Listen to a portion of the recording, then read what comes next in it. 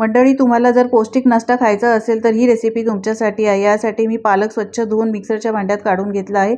मिरची, आलं आणि जिरं घालायचं। यानंतर उकडलेला एक बटाटा घातला आहे। थोडंसं पाणी घालून मस्त प्युरी करून घ्यायची। तर ही प्युरी आता एका बाउलमध्ये काढून घ्यायची। यानंतर गरज लागेल तसं पाण्याचा वापर करायचा, आधी पाण्याचा वापर करायचा नाही। यामध्ये मी 1 वाटी गव्हाचं पीठ, अर्धी वाटी रवा घातला आहे, हळद पावडर, काश्मीरी मिरची पावडर, धणे जिरे पावडर, 1 चमचा चाट मसाला, मीठ घातलं आहे, चवीप्रमाणे बारीक चिरलेली कोथिंबीर आणि मिक्सरचं भांडं धुवूनच यामध्ये पाणी घातलं आहे। पाण्याची गरज लागेल तसं पाणी घालून अशा पद्धतीचं बॅटर बनवून घ्यायचं। 10 मिनिटं रेस्टसाठी ठेवून द्यायचं।